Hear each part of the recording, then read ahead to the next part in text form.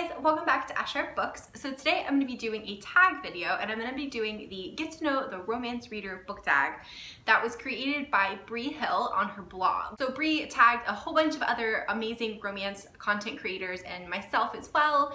So I'm really excited to be answering these questions. They're really fun, and it just talks all about like romance and our romance reading kind of habits, I guess. I'm gonna leave a link to Bree's blog down below. Definitely go check it out if you haven't already.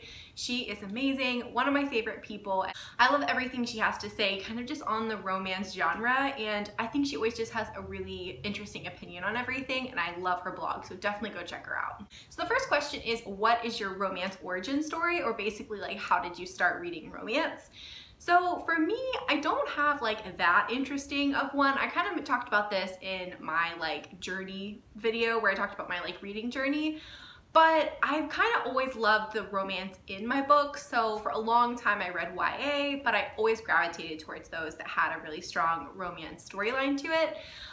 Growing up too, my mom and my grandma both read romance of some kind, so it was always kind of around me. But I guess when I actually read like a true like romance with no other like kind of plot, it was probably when I got my Kindle, and so that was in college, and I think it was when I started getting into like indie authors and self-published authors that I really discovered like the romance genre, which is kind of funny that I started reading that first, because I know a lot of people start reading more like traditionally published romance first and then find indie, but I was the opposite. And one of the first books I know I read was A Beautiful Disaster by Jamie McGuire. So the second question is my favorite, and that's, if you could be the heroine in a novel, which author would you want to write it, and what's one trope you would insist like be in the book? So for author, I'm gonna have to go with Lisa Kleypas. I feel like I would really fit into historical novel. I really want it, a historical romance. She would not do me wrong. Like, she would give me the HEA that I want. So I love the idea of going back in time, but there was a lot of bad stuff back there, you know, like tuberculosis, cholera, non-indoor plumbing. But if you're a heroine in like a Lisa Kleypas novel, most likely you're at least upper middle class. So I'm going for it. So I'd want her to write it, and for a trope, I think I'm gonna have to go with the like forced proximity trope, because I want to be like in a house party, and I want to be like in the countryside stuck in a house with a bunch of people. I think that would be an amazing book. Hey, maybe snowed in at a house party. I'm not picky. She can choose how I am. But yeah, I think that would be my book I'd want to see. Question 3 is, what's a romance you've read this year that you want more people to read? There are so many, but just one, because I just finished it, was The Rogue of Fifth Avenue, but specifically, I would really just think more people should check out Joanna Shupe. She's an amazing historical romance author, and I have been like loving every single one I've read from her. It's such an interesting kind of take on historical romance in a different kind of age. And I just think more people should check her out, because I think a lot of people would really enjoy her writing. So question 4 is, what is your favorite subgenre, and then what is one subgenre of romance that you don't reach for very often? So favorite, it's so hard. I go literally waffle between like contemporary or historical. I think you can probably tell that from this channel. I'm gonna go with contemporary, just because I think overall, like over time, I've been reading contemporary romance longer, so I'm gonna go with that's my favorite. But I definitely reach for a lot of historical, so I don't know, it might be a tie. But the one that I don't reach for enough, I'd say, would be some kind of like sci-fi romance, if that's a thing. I know it is, but I don't read very much sci-fi romance, so maybe I need to kind of get more into that. The other thing is, I love fantasy romance, but I feel like there's definitely books out there in that genre I really need to get to, so maybe that one as well. Question 5 is, who is one of your auto-buy romance authors? There's a lot, but I'd say Emma Chase is one, Julia Quinn, R.S. Gray. Those are just a couple, but those are the ones that, like, when I see a pop-up on Kindle, I will one-click that puppy. Question 6 is, how do you typically find romance recs? I think honestly, I think the way I find most of my recommendations, especially lately, is through Instagram and Bookstagram.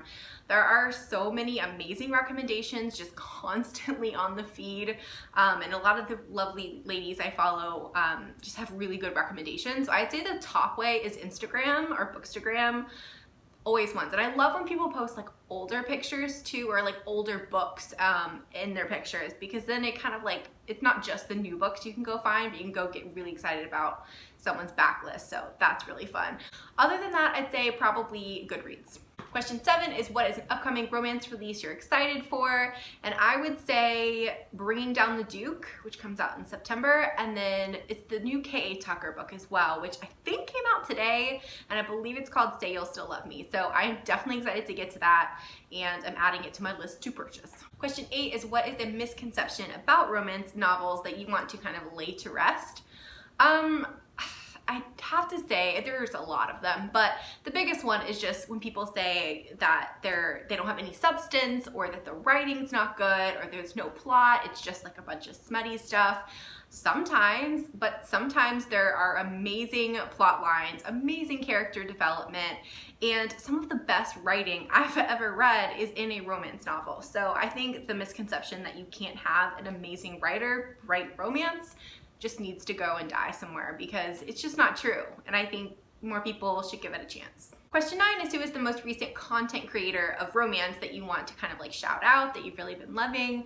There are so many new people on BookTube doing romance, and I love it. It's amazing. There are so many more people. There are people who were here before me, and then there's so many people coming like after, and I think it's great.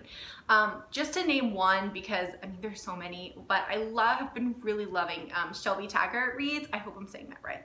I'll link her down below too. She has a great channel, and she really reads romance, but also like mysteries and stuff. So I've been loving her. She reads a really good mix of things, and I just think she is so consistent on her channel. I love her wrap up, so I'm gonna say her. Okay, I'm gonna read this one because it's really long, so I'm gonna get it wrong, but it says, if someone had never read a romance before and asked you to recommend the first 3 romances that came to your mind as places to start, what would those recs be? Okay, so just the first 3 that come to mind.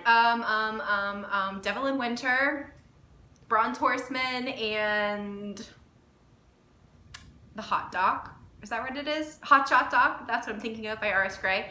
Those aren't necessarily ones I would say start with, but it was the first 3 that popped in my brain, so there you go.